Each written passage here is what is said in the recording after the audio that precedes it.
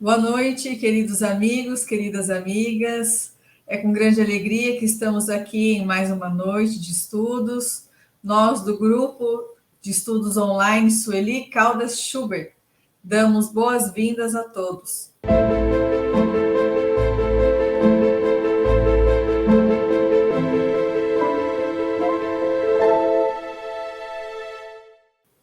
Entre nós, hoje, está conosco o Laudes e o Vitor, irmãos queridos da nossa alma, que nos conduzirão nos aprofundamentos do capítulo a ser estudado. Hoje, o capítulo é o 25, intitulado Técnica da Libertação. Antes de adentrarmos no resumo e posteriormente no estudo, convidamos a todos para que possamos nos unir em pensamento para a oração. Divino amigo Jesus, amigos e mentores espirituais que coordenam este trabalho, este estudo, nós pedimos a permissão e as bênçãos para que possamos mais uma vez, em nome de Jesus, abrir os trabalhos da noite. Que os nossos irmãos que estarão conduzindo o estudo recebam a inspiração do mais alto, para que a mensagem cale fundo nos nossos corações, nos desperte para a realidade de espíritos imortais que somos e que possamos cada vez mais descobrir e redescobrir estas coisas maravilhosas que o Espiritismo nos proporciona. Gratidão ao querido mentor espiritual Filomeno de Miranda, ao médium Divaldo Franco, a nossa querida Sueli Caldas Schubert, por nos proporcionar o amparo e também o cuidado de sempre. Que cada coração aqui reunido receba, no seu lar ou aonde estiver, essas bênçãos do mais alto. E que o Senhor seja conosco. Que assim seja. Então, mais uma vez, boa noite, sejam todos bem-vindos. Nós vamos, então, passar para o resumo do capítulo, intitulado Técnica da Libertação, em que o mentor vai nos relatando a respeito do caso da Julinda. Então, a Julinda estava hospitalizada e eles vão até ela. Chegando lá, são recebidos por Dr. Figueiredo. E aí, então, encontraram Julinda altamente sob alta dose de antidepressivo, adormecida. E também o seu espírito, que estava em desdobramento parcial, se encontrava igualmente dopado. Ricardo, que era o obsessor, por sua vez, que tinha sido adestrado por Elvídio nas técnicas da obsessão infeliz, estava lá, junto dela, vigilante. E se percebia nele um semblante cerrado, numa expressão grotesca, que se misturava entre ódio e desprezo pela vítima, sem qualquer consideração pelo sofrimento que infligia a moça. E apesar de ter a casa mental sitiada pelo fluido pernicioso do perseguidor, Filomeno pôde observar alguns pontos que não estavam sendo totalmente dominados ainda pelo obsessor. E aí, então, o mentor espiritual, percebendo as interrogações silenciosas, explicou: como tomamos conhecimento, por ocasião da nossa primeira visita a Julinda, o remorso foi a ponte de que se utilizou Ricardo para dominá-lo. Ao natural sentimento de culpa que nela se instalou, o inimigo impôs a ideia da loucura, amedrontando-a e fazendo-a fixar o momento do aborto delituoso, com que terminou por vencê-la a pouco e pouco. Simultaneamente, porque desarmada dos valores espirituais que relegara a plano secundário, não ficou indene às irradiações positivas do amor da mãezinha, portadora de credenciais de relevo no nosso plano, quanto das suas orações que a envolvem ainda hoje, dificultando a ação plena do adversário. A oração intercessória, realizada com unção, com sentimentos elevados, envolve aquele por quem se recorre, considerando-se que toda emissão mental, de acordo com a sua intensidade e o conteúdo que lhe dá frequência, termina por alcançar o que ou a quem se destina. A prece é a vibração poderosa de que o homem não tem sabido valer-se como seria de desejar. Ricardo não conseguia ver os mentores espirituais ali naquele quarto de hospital, porém os pressentiu e se afastou depressa. Foi em busca de ajuda. E curioso que Filomeno de Miranda faz o apontamento de que eles estavam no mesmo espaço em que se movimentavam os agressores, mas porque eles sintonizavam em outra faixa vibratória, os mentores podiam vê-los, mas eles não podiam ver os mentores espirituais. E aí, então, volta Ricardo com o chefe da hipnose, da obsessão, Elvídio, acompanhado por um grupo de espíritos também obsessores, e vão, então, até o quarto do hospital de Julinda, fazem ameaças e ficam muito nervosos e colocam lá 2 guardas na porta para ficarem cuidando, e promete a Ricardo que faria questão de antecipar o retorno de Julinda para o mundo espiritual, pelas suas próprias mãos. Então, Elvídio, que era esse mentor da treva, iludido da situação, se afasta com seu séquito e deixa esses sentinelas à entrada do quarto. E aí, a princípio, o Ricardo, ele se apresentava receoso, estava agitado, se movimentava de um lado para o outro, olhando a sua presa com rude expressão de cólera. Na sua tela mental, Filomeno de Miranda ouve o benfeitor o convidá-lo à necessidade de uma união psíquica em prece a Jesus, objetivando o atendimento aos envolvidos naquela trama do sofrimento que para si mesmos haviam engendrado. E aí, sem entender muito bem, Filomeno de Miranda diz que deduz que o amigo espiritual, mediante a ação do pensamento identificado com o mestre, canalizara reforços de energia superior para o recinto, modificando a psicosfera ambiente que afetou o inimigo de Julinda.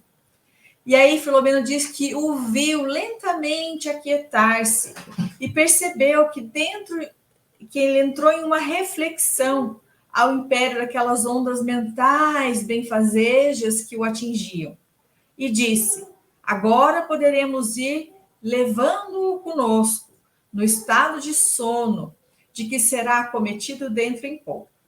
E aí, começando a pensar, afrouxar-se-ão os vínculos de tensão, e ele vai ceder ao repouso, que vai nos proporcionar trasladá-lo sob a indução hipnótica.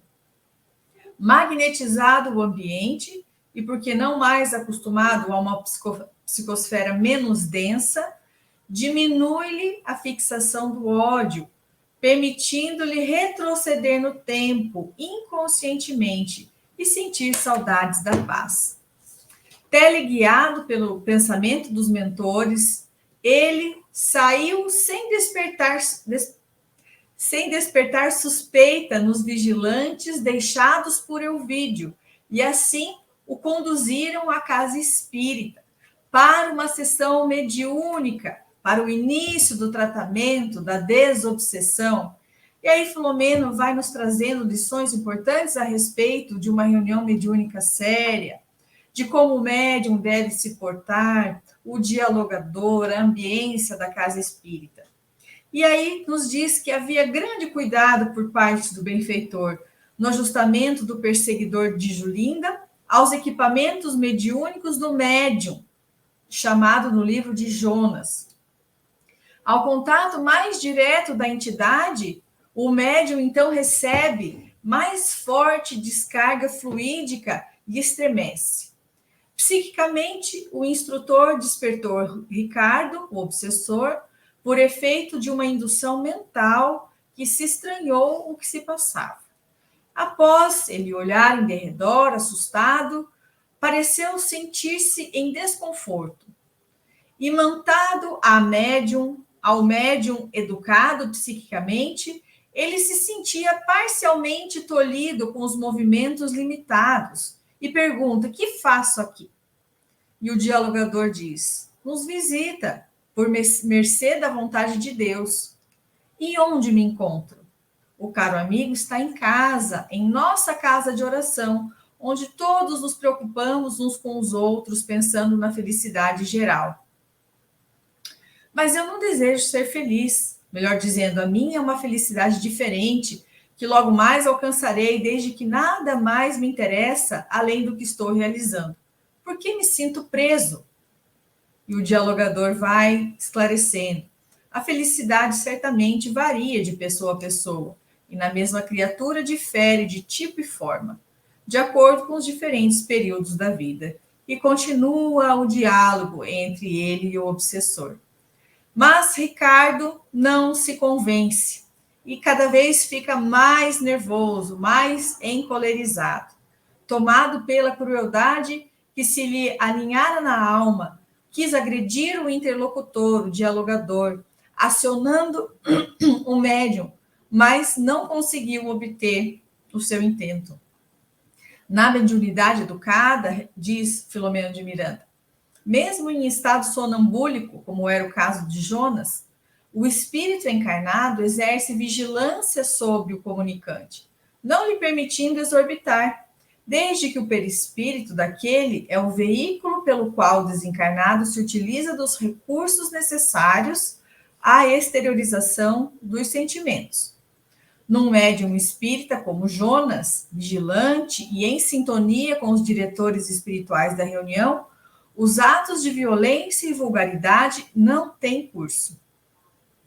Compreendendo que mais nada poderia ser feito naquela conjuntura, e inspirado por Dr. Bezerra de Menezes, que acompanhava a tarefa sob controle, passou a aplicar passes no médium, enquanto o mentor desprendia Ricardo, que se liberou, partindo diretamente em direção a Julinda, sob a força da imantação demorada com a qual se fixava, não se dando conta de como sequer retornava. Diz então que o benfeitor que a etapa inicial do nosso trabalho, no problema Julinda Ricardo, coroa-se de bênçãos. Então, este é o resumo. Agora passamos a palavra para o Laus, que vai iniciar os aprofundamentos. Gisele, Vitor, queridos amigos que nos acompanham, os nossos votos de alegria na oportunidade de estarmos estudando juntos. Quando encerra o capítulo, nos dizendo que o início do trabalho havia se coroado de bênçãos, eu ficava pensando, o espírito que foi levado de uma forma inconsciente ao trabalho mediúnico e que lá desperta, recebendo todas as doses anímicas, os passes fluídicos, ele não teve uma capacidade de ser esclarecido, não por a falta do doutrinador ou falta do grupo, mas por incapacidade dele conseguir compreender as informações preciosas da sua libertação. Mas, como o trabalho já havia sido predestinado, não para um esclarecimento primário, mas justamente para o equilíbrio de algumas ações fluídicas, é importante para que nós possamos parar um pouco para refletirmos em torno dessa temática, entre as questões dos fluidos que nos envolvem e como que esse fluido, que é um resultado, não é? O fluido já é uma consequência. Quando nós pensamos, logo nós temos um fluido mental. André Luiz nos deixa de uma maneira muito clara, quando nós vamos estudando mecanismos da mediunidade, mas também evolução em dois mundos, quando no diencéfalo cerebral verte o pensamento, ali podemos encontrar o fluido mental. Ou seja, nós tivemos uma energia primária que vem do nosso espírito, mandado então de estímulo de forma que o perispírito comunique nestas células e o diencéfalo verta este fluido. É um resultado de uma energia primária.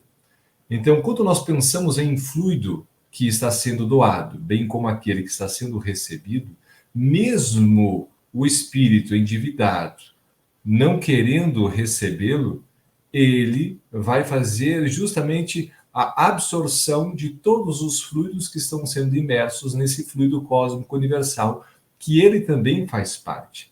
Da mesma maneira, nós que estamos aqui, na grande maioria, vendo, ouvindo de uma maneira que os nossos sensores físicos estejam captando a mensagem, as funções cerebrais vão decodificar a mensagem auditiva, visual, seja por cor, seja pelas ondas sonoras. E o cérebro vai interpretar a informação. Fluidicamente, se porventura eu irradio de algum tipo de sentimento que nele esteja imerso algum fluido, a depender da potência do fluido, se um irmão estiver em Nova York, ou no Japão, ou aqui do meu lado, ele vai ser impactado na mesma potência, mais rápido do que a velocidade da luz, através de um fluido emanado por este fluido cósmico universal.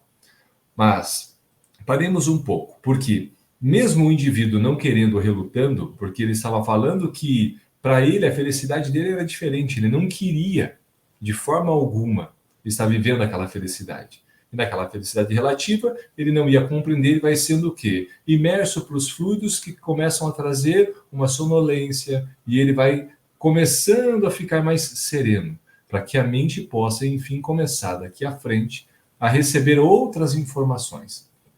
Quando nós antecedemos um pouco o capítulo, nós vamos perceber que o benfeitor nos traz grande alerta sobre o poder, a eficácia e a necessidade da prece, a oração. Nós vamos vendo neste capítulo em especial a intercessão da prece pela mãezinha, quando o benfeitor estimula mentalmente para que possa ser realizada uma prece juntamente com o vínculo com Jesus. Ele fala, mediante a ação do pensamento em união com o Mestre. Ou seja, o pensamento unido em uma harmonia, uma ressonância vibratória com os pensamentos de Jesus, fez com que ocorresse este processo de mudança fluídica do ambiente, capaz de proteger qualquer investida, por mais que o outro obsessor que foi chamado para tentar atacar, colocar as suas ações magnéticas, hipnóticas, ele não foi capaz sequer de alterar o sono que ela estava tendo.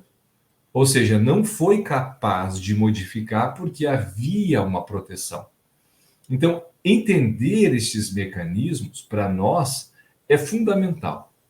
Porque vamos realizar uma prece. Temos o hábito e vamos fazer, às vezes, a prece. Olha, quando despertamos, quando dormimos. Mas como será quando nós pegamos no capítulo Pedi e obtereis do Evangelho segundo o Espiritismo? Nós vamos pegar a ação, transmissão do pensamento, a eficácia da prece, mas como que isso se dá? Hoje, na neurociência, nós vamos vendo que os estudos já nos comprovam que quando nós começamos a realizar projeções, quando foram realizados os estudos das leis de atração, que a pessoa se projeta futuramente pensando em algumas condições e ela começa mentalmente projetar-se, ela vai fazendo a projeção mental pelos pensamentos e quando ela começa a pensar em ações futuras, ela estimula a área pré-frontal do córtex e começa um processo de transformação. De que forma que isso acontece? Se nós pensarmos no corpo físico, quando a área pré-frontal do córtex começa a entrar em atividade, as modificações celulares, pelo que foi visto em técnicas como imagining, imaginação ativa e outras técnicas para fazer com que o cérebro entre em visualizações futuras, a movimentação dessa cadeia proteica, da dupla hélice do DNA, modifica. O meu corpo físico se mantém mais saudável ou menos saudável a depender das projeções que eu realize. Quando nós estudamos a epigenética, não se trata de uma modificação do código genético, mas da atividade celular envolvida justamente pelos padrões de pensamentos que eu comecei a tomar, diferente de um padrão que eu tinha anteriormente. Ou seja, eu mudei um plano vibratório, os meus pensamentos estão projetados ao futuro, e eu posso colocar ações para o futuro para que aquilo possa ser conquistado para a minha vida. Quando eu projeto o pensamento no futuro, as minhas funções racionais me fazem visualizar impossibilidades do projeto.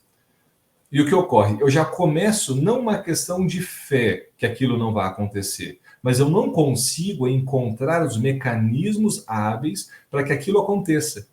Então, por mais que eu projete um pensamento ao futuro, eu não consigo ver aquele futuro se concretizando. Eu não tenho ferramentas. E se eu paro por aí, é sinal que eu soltei um pensamento, mas ele não foi muito longe no fluido cósmico universal, permanecendo muito de redor, às vezes no próprio ambiente onde eu estou. Eu não estou mobilizando, porque a mobilização externa vai depender da força, da energia interna que movimenta. Exatamente o que nós falamos. Esse fluido vai começar a ganhar potência a depender da energia que emane. Da mesma maneira, se eu for lançar uma flecha, ela vai mais longe a depender da energia que eu a lance. Então, quando nós pensamos racionalmente, nós começamos já os projetos de mudança. Não vai dar certo por isso, mas eu preciso fazer aquilo, eu preciso melhorar aquilo. Não vai dar certo se eu seguir por aquele caminho, eu preciso mudar aquela jornada. Eu começo a mudança.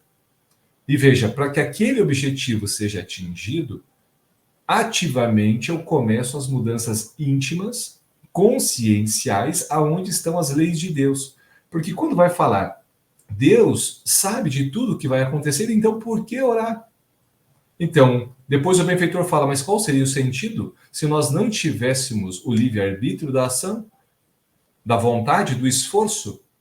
Quando nós vamos entendendo o mecanismo, nós vamos conseguindo projetar as ações futuras sobre o nosso controle mental, mas conseguindo mobilizar as deficiências íntimas para que tal objetivo seja atendido. Então, estamos falando hoje um pouco da neurociência, mas para trazermos uma reflexão sobre o efeito deste pensamento na nossa prece. Porque o benfeitor deixa claro, na inspiração, mediante a ação do pensamento, em união com Jesus, foi o vínculo necessário para que o ambiente se modificasse. Então, quando Stephen Hawking não estava mais se movimentando, um dos físicos que acompanharam o desenvolvimento do projeto, daquele pequeno computador que acabava respondendo ou movimentando as teclas para que ele pudesse se comunicar, Dr. Mikio Kukaku, ele apresentava já, naquela época, assisti um vídeo dele de 2010, falando questões da mente fantásticos, ainda para os dias atuais. E ele falava o seguinte, que as placas seriam capazes de captar as áreas cerebrais que o pensamento, nas áreas dos parietais, fazendo com que a ação motora pudesse, através do pensamento, fazer com que essa área fosse captada pelas funções dos equipamentos, os estímulos cerebrais reagindo ao pensamento e movimentando. Ou seja, o pensamento saía, a máquina captava e a máquina captava sobre um estímulo, fazendo o corpo reagir. Na faculdade de Duke, onde começaram aquele exoesqueleto, fazendo com que as pessoas com deficiências nos membros começassem a movimentar as máquinas através da força do pensamento. Porque o aparelho pegava o pensamento e dava um estímulo secundário àquela força do pensamento. Então, isso falando já de captações físicas aqui na Terra. Quando nós pensamos, então, da força desse pensamento, a imaginar que o aparelho não está vinculado muito próximo ao nosso corpo. Mas dependendo da energia que eu o emane, ele pode bater nas portas celestiais, para que lá eu possa atingir botões de emergência, urgência, em salas preparadas em área de saúde, como tem o Dr. Bezerra, em áreas obsessivas, em áreas diversas, para que o socorro aconteça. E aonde os processos obsessivos, que já são parte de uma realidade da minha consciência, eu consiga movimentar as energias para que eu possa ser atendido. A depender do quê? A depender da energia que eu emane. Indiferente do pensamento que eu pense para movimentar a minha boca. Eu estou pensando em palavras para que elas possam ter sentido. E a minha boca mova, e dela sai um som. Mas qual energia foi que moveu? Mas a energia traz com a base, no próprio livro O Benfeitor, traz de uma maneira tão brilhante que apresenta para nós. São os sentimentos. Qual é o sentimento que eu movo? Qual é o sentimento que imprime nessa energia a velocidade, a impulsão para atingir as portas que eu desejo que elas sejam impactadas pela minha prece? Porque o valor dessa prece, quando eu começo a me vincular, não só na construção da minha personalidade futura ou do meu aperfeiçoamento espiritual futuro, que eu posso já começar a melhora, como nós já falamos da neurociência, é conseguir iniciar a percepção da eficácia e o poder da prece e começar os treinamentos para que eu consiga analisar o fluxo mental, analisar os pensamentos e iniciar o processo de imprimir as forças necessárias para estar daqui um pouco como o benfeitor está, iniciando um vínculo, uma união com Jesus. Imaginemos a potência do sentimento. O que uniu ele em pensamento com Jesus para que ele fizesse uma prece e o ambiente se modificasse? Dessa energia vem como a base sentimental. Qual foi o sentimento que moveu? Começando a perceber a profundidade dessas ações, eu tiro de um mecanismo automático e habitual para fazer com que a minha prece não seja como os hipócritas que nos coloca Jesus. Como o fariseu, que chega e exalta, mas o publicano arrependido, batendo no peito e dizendo: eu me arrependo. Me aceita novamente para que eu possa recomeçar. Qual é o sentimento que está vibrando a minha prece? Porque após a saída já é fluido. Então, por mais que soe bonito, por mais que eu possa trazer trechos decorados, a energia que vem trazendo as bases das palavras que emanam são fundamentais quando vêm embasadas pelo sentimento. E qual sentimento ele vai sendo construído para que atinja as portas que nós necessitamos? Então, quando estamos falando de um processo obsessivo que nos conclui o benfeitor que a tarefa realmente havia sido concluída com êxito, não se trata de um primeiro momento de esclarecer, mas utilizar dos mecanismos que todos nós o temos, fluidicamente, mas o pensamento e principalmente o sentimento. Então, esses fluidos que eu estou vinculados mentalmente pela internet, pelos canais sociais, pelo processo dos vínculos laborais do meu dia a dia, quais são os momentos que eu consigo avaliar o conteúdo mental da produção que, ao meu entorno, eu estou produzindo ativamente? E qual é a barreira que eu posso produzir não só para aumentar os meus linfócitos T, as minhas células CD4, para fazer com que as minhas amígdalas, todo o processo imunológico esteja trabalhando bem, mas para fazer com que o meu perispírito esteja criando um campo vibracional incapaz dos vibriões mentais ou das larvas astrais penetrarem a minha mente. Como nos deixa de maneira clara, mesmo obsessores com quilate de conhecimento são incapazes de movimentar as telas mentais impressas por benfeitores, capazes de colocar um sentimento profundo e verdadeiro. Essas seriam as reflexões iniciais que gostaríamos de apresentar sobre o processo da ação do pensamento, da eficácia e a necessidade da nossa prece, mas também os vínculos que todos nós precisamos ter, mentais, em não somente nas figuras encarnadas que nos servem talvez de guias, de símbolos unificadores, mas que possamos passo a passo começar a nos vincular nesse psiquismo crístico, daqui um pouco divino, começar a nos vincular, transcender e entrarmos em contato com a natureza e percebemos nessa natureza todo o processo da vida, da criação, da regeneração, do renascimento, do sentido existencial e começar a fazer com que o meu sentimento vibre de uma maneira diferente. Eu começo a pertencer ao mundo sem ser deste mundo. Quando ele coloca que estávamos do lado, mas eles não nos viam. Colocaram 2 vigias, mas os 2 vigias eram incapazes de ver os benfeitores. Imaginemos o grau de infantilidade.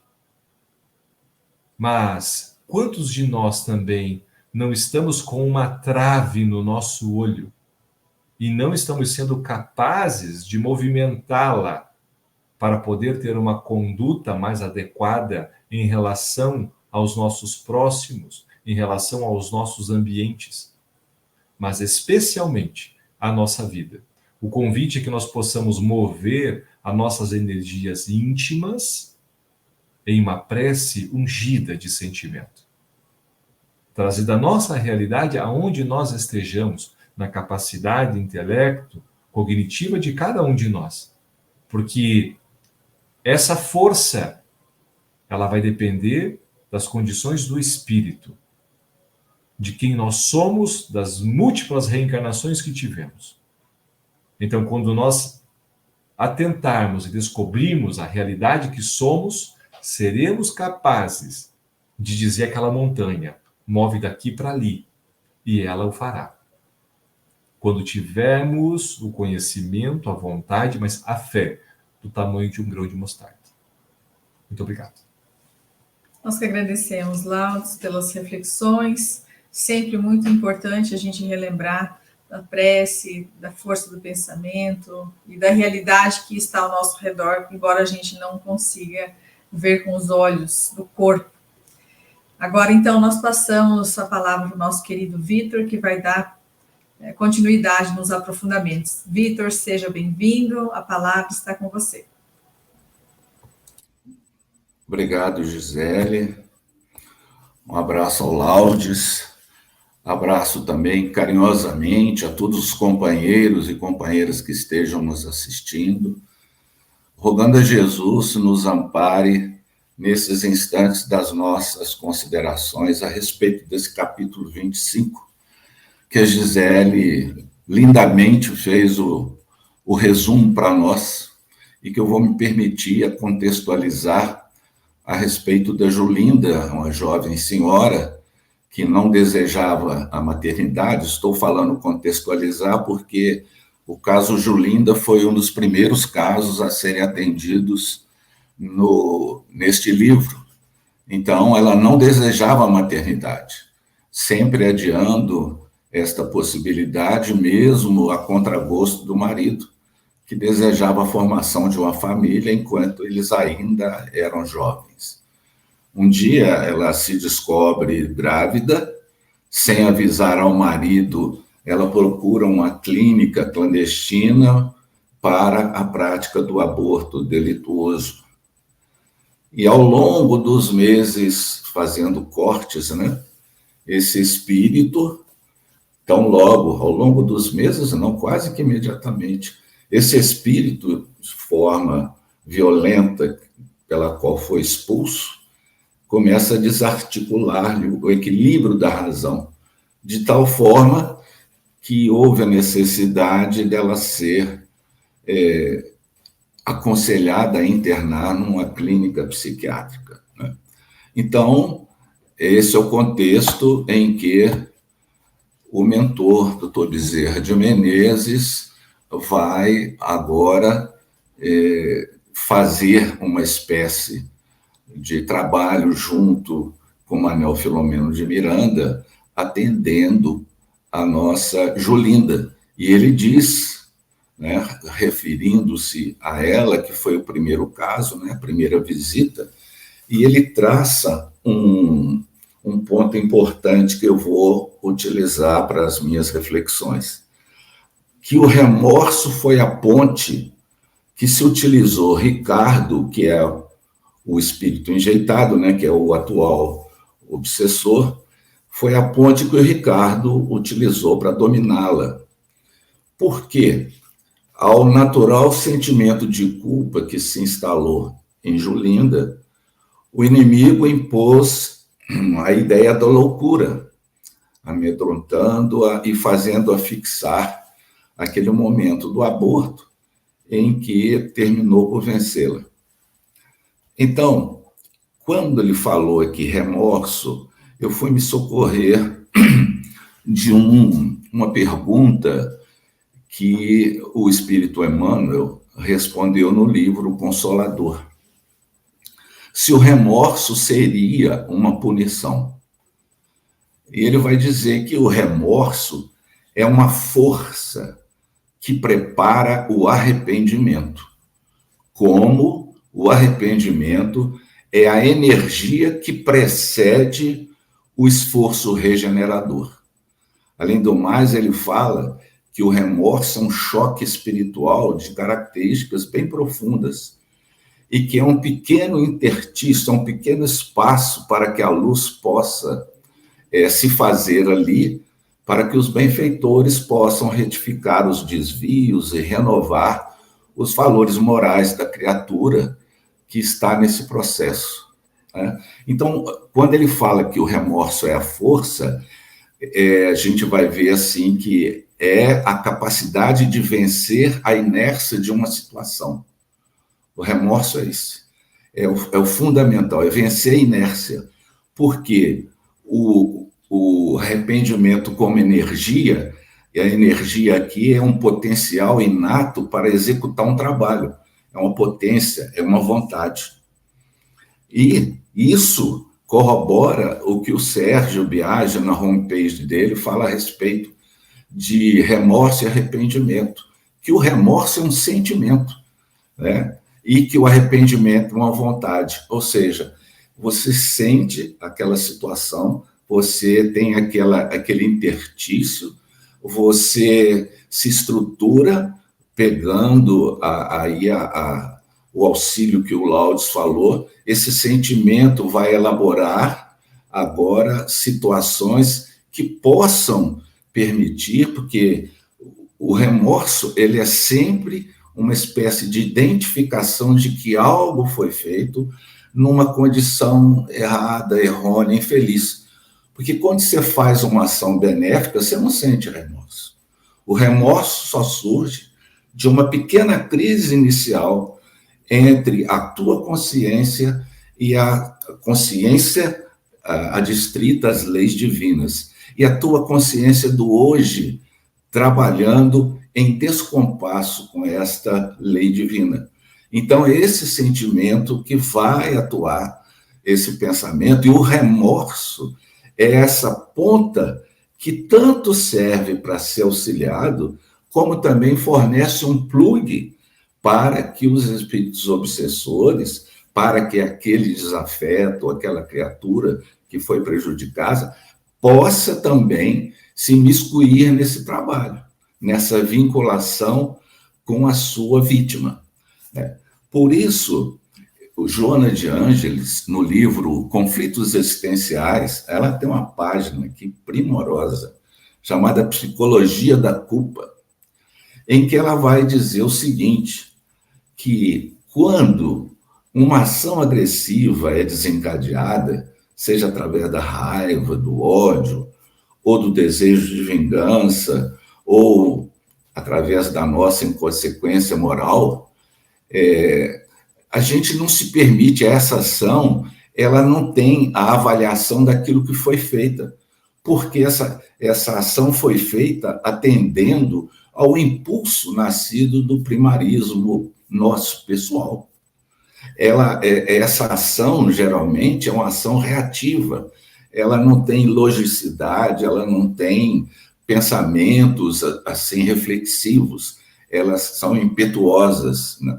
Então, normalmente, a gente só vai fazer reflexões passado esse estágio do impulso, quando a nossa calma começa a fazer morada e a gente vai pensar naquilo que já foi feito.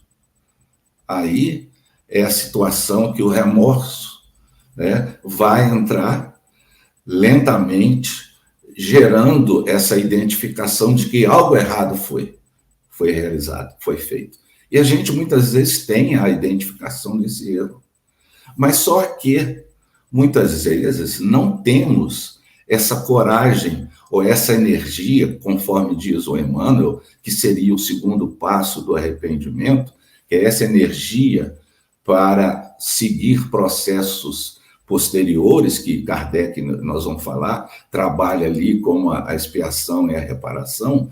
A pessoa que não tem essa energia, só tem o sentimento, ela, não tendo como extravasar essa situação, ela transfere para o espírito sobre a forma de conflito de culpa, que esse conflito ele fica estagnado, ele fica cristalizado no nosso psiquismo, e que qualquer situação externa que promova um gatilho, aquilo irrompe, e aquele remorso, aquela situação que foi abafada ali, ela retorna, porque vem de aquela lembrança que foi armazenada sem ser trabalhada.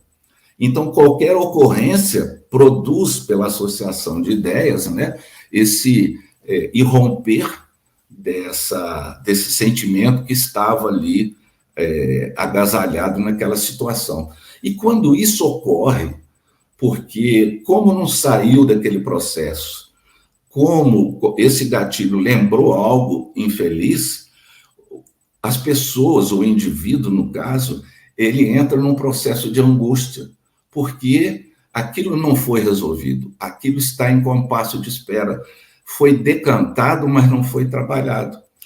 E, geralmente, ela fala que indivíduos nessa categoria da angústia, devido a algo que não foi trabalhado e não foi resolvido, o recurso da autopunição surge como um mecanismo libertador para esse tipo de consciência, que se encontra responsável por um delito que ninguém conhece, mas ela conhece, mas que se encontra lá no seu mapa de ações já realizadas, né? E, portanto, você não pode transferir. É algo que você tem que trabalhar. Então, Joana vai dizer que a culpa é o resultado da raiva que alguém sente contra si mesmo, voltada para dentro de si, sob a sensação de algo que foi feito erroneamente, né? Então, esse processo da culpa é um processo assim que traz sofrimento desde que não seja trabalhado. Então a gente vai pensar a questão da culpa dentro das possibilidades, assim, parece até interessante falar, de uma forma saudável. O que é? A forma saudável da culpa é aquela forma que você se percebe em situações de erro, de deslize, que foi identificado pela consciência, mas que leva ao arrependimento, que é essa energia da qual o Emmanuel está falando. Então, essa energia vai dar continuidade a esse sentimento, a essa percepção dolorosa, que o remorso é isso, é uma percepção da alma, é um grito da alma que se sente dificilmente calma e tranquila para resolver aquela situação. Então, a culpa saudável leva ao arrependimento, que, embora ainda doloroso, impulsiona a criatura para os próximos passos, que seria a expiação e a reparação. É o que o Laudes está falando do sentimento, promovendo o sentimento através do remorso, promovendo na intimidade do espírito ou da mente, vamos dizer assim, esses conteúdos mentais novos, essas construções mentais. Você tem projetos futuros que você pode engendrar favoravelmente, mas você também, por outro lado, você tem um obstáculo, que é não só aquilo que você fez, mas as consequências da ação que você fez, que impactou outras criaturas que também pensam, que também agridem via pensamento aquela pessoa que errou, né? Então, isso é bem interessante falar isso, né? Porque se a pessoa ficar só na culpa patológica, ou seja, é aquela pessoa que fica só no remorso, sofre, se autopune, se mascara, se joga em qualquer situação, mas aquilo não resolve, porque fica num loop, fica num pensamento, num circuito fechado, e a pessoa acredita que a dor que ela sente pela repetição de estar sempre com remorso, aquela coisa que não para, ela já está pagando e resgatando seus débitos. É um tipo de monoideia em que a pessoa não consegue se libertar ou evoluir. Ela fica naquela situação da monoideia, do sentimento vinculado àquela ação nefasta. É o remorso patológico. Agora, o remorso, né, no caso que a gente está falando saudável, ele faz o homem sofrer. Mas, naturalmente, adstrito às instâncias superiores, depois do arrependimento, da expiação e reparação. Agora, se o homem que estivesse, ou a criatura, sob o império do remorso, se ele tivesse mais amadurecido psicologicamente, entendido alguma coisa, ele falaria assim, errei, eu vou tentar entrar no caminho do auto-perdão, de falar, não vou fazer mais isso, algo assim, um pensamento diferente, porque Deus é Pai. Se eu entrasse por esse caminho, eu seguiria também rumo à reparação. Né? E aí a gente vai lembrar dos passos metodológicos lá do Código Penal da Vida Futura, do Céu e Inferno, que é o arrependimento, porque o Kardec já pega a pessoa, assim, o espírito, né? Arrependimento, expiação e reparação. São as 3 condições necessárias para apagar os traços de uma falta e suas consequências. Então, aquilo que não passa por essa tríade, ela não tem essa possibilidade de ser erradicada do psiquismo da pessoa, né? Porque o arrependimento vai suavizar também, da mesma forma que o remorso fez com o arrependimento vai suavizar as questões relativas à expiação. É o que vai acontecer nos capítulos posteriores com a atuação inicial do trabalho com a Julinda.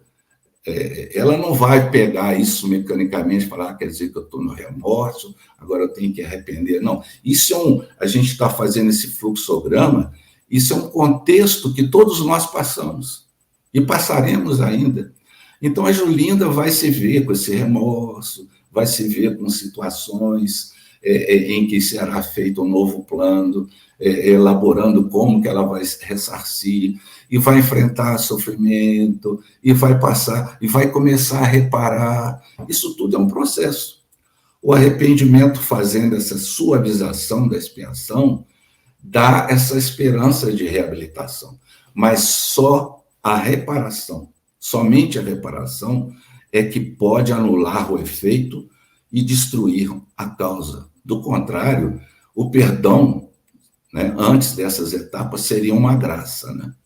Então, ele fala aqui, até que os últimos vestígios da falta desapareçam, a expiação consiste em quê? Nos sofrimentos físicos e morais que lhes são consequentes, seja na vida atual, seja na vida espiritual, após a morte ou ainda em nova existência. A expiação é a dor que se sente pela dor que fez causar dor no outro. Então, agora, e o que é a reparação? A reparação, Kardec vai trabalhar isso dizendo que consiste em fazer o bem àqueles a quem se havia feito o mal. Quem não repara seus bens numa existência, seus erros, né, no caso, por fraqueza ou má vontade, vai se achar em contato com as mesmas pessoas, em condições voluntariamente escolhidas, de modo que possa lhes fazer tanto bem quanto mal lhes haja feito. Então, nesse sentido, eu vou trazer aqui um texto, né? Um texto não, uma pergunta que o espírito Irmão X, no livro Cartas e Crônicas, fez uma entrevista com o espírito Judas. Quem puder ler lá depois vai encontrar a entrevista com Judas. E o Irmão X, ele vai um dia em Jerusalém, numa época de Semana Santa, e ele, quando chega no Gólgota, né, onde era o Gólgota, ele vê um espírito lá, de costas para eles, mas de frente para a cidade, vendo, e era noite. E ele se toma de uma simpatia enorme por aquele espírito, mas não consegue vê-lo. Então ele vai chegando perto, e à medida que ele vai chegando perto, ele olha do lado, ele percebe que alguém está falando, é Judas. E ele começa a conversar com Judas. E uma das perguntas, dentre outras, que ele faz para Judas é o seguinte: e você chegou a salvar-se pelo arrependimento? Aí ele fala assim, não consegui. O remorso é uma força preliminar para os trabalhos reparadores. E ele diz o seguinte: depois da minha morte trágica, submergi-me em séculos de sofrimento expiatório da minha falta. Sofri horrores nas perseguições infligidas em Roma aos adeptos da doutrina de Jesus. E as minhas provas culminaram em uma fogueira inquisitorial, onde, imitando o mestre, fui traído, vendido e usurpado. Eu achei isso aqui extremamente metódico. O remorso é uma força preliminar. Está de acordo com o que a gente está estudando. Para os trabalhos... Imagina se Judas tivesse, mesmo com a presença de Jesus, indo consolá-lo, mesmo com Maria, o auxiliando, ele tivesse ainda nesse psiquismo do remorso. Como que eu traí o meu melhor amigo? Como naqueles pensamentos da monoideia, que nada pudesse penetrar, porque esse pensamento em si, ele não dá espaço para intrusão nenhuma, ele fica só nessa monoideia e não há nada que penetre. Né? Então, Judas, ele fez o seguinte, depois ele, naturalmente, com esse remorso, com essa extensão daquilo que ele fizera a Jesus, e da percepção de o que isso acarretaria, ele se submete a essa força que é o arrependimento e vai em horrores, séculos de sofrimento expiatório. Séculos. Somente como Joana d'Arc é que ele se encontra, né? Keats, e ele vai falar assim, ó, desde esse dia em que me entreguei por amor do Cristo a todos os tormentos e infâmias que me avultavam, com resignação e piedade pelos meus verdugos, fechei o ciclo das minhas dolorosas reencarnações na Terra, sentindo na fronte o ósculo de perdão da minha própria consciência. Reparou, quitou, né? E aí, Divaldo, numa entrevista maravilhosa, ele fala assim, Judas Iscariotes retorna ao Colégio Galileu, de onde apartaram um dia. Estava restaurado o colégio daqueles que seguiam Jesus. Então, eu acho fabuloso, quer dizer, a gente fazendo isso, né? Esse fluxograma, assim, e vendo esses exemplos, né? A gente pode pensar aqui o Emmanuel, o remorso do Emmanuel, quando Lívia desencarna, e ele ia dar notícia para ela, que ele agora ele ia pedir perdão pelos 25 anos de aprisionamento que ele fizera com Lívia na casa que ele habitava, porque ele ouvira rumores de traição da Lívia com o governador de então. E pensa bem, o remorso dele. E ele ficou parado no remorso? Nada. Teve essa situação do remorso, e do remorso foi para o arrependimento, da expiação e da reparação. E hoje, enquanto nós, vamos dizer, nós, humanidade, muitas vezes estamos atacando Judas nos postes, naquelas figuras atiradas ao poste, ele não sente mais nada, ele é um espírito ainda, é um espírito e já voltou para o colégio Galileu. Não. E nós aqui, infelizes, acusando Judas, que é sinônimo disso. Então, a melhor técnica de libertação é esse somatório do que foi dito hoje. É você exalar de si um sentimento baseado em situações que estão concordes com o planejamento do Cristo, com o hálito mental do Criador que Cristo veio trazer para nós, vigiando as nascentes do nosso coração para que esse sentimento possa frutificar, mesmo apesar dos erros, porque o erro faz parte do nosso processo pedagógico, é a fieira da ignorância. A gente não erra porque é mal, porque a gente é ingênuo, conforme o próprio Jesus falou para Pedro. Então, quando você tiver um remorso, não fique nele.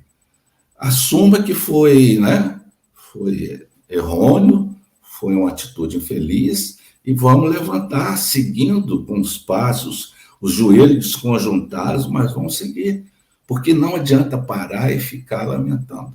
Aí sim, as coisas vão ficar difíceis. E vigiando as nascentes do coração e orando para pegar aquele auxílio, aquela vibração que nos faz caminhar, eu acho que é um bom conselho para o nosso dia a dia.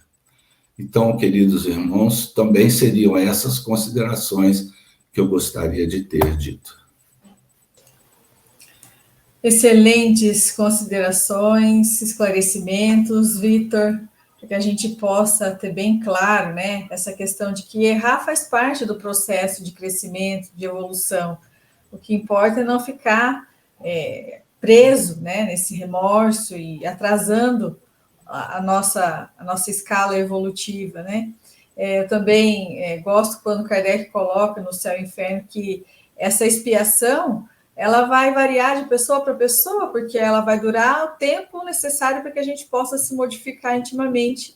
Então, não é mais Deus que castiga, Nós é que somos teimosos e ficamos ali insistindo, persistindo naquele mesmo equívoco. Muito obrigada, Vitor, excelentes considerações. Então, agradecemos mais uma vez a todos aqueles que estiveram conosco, fazemos votos de muita paz, muita alegria, e que o Senhor prossiga nos abençoando, para que possamos nos reencontrar na semana que vem. Até mais.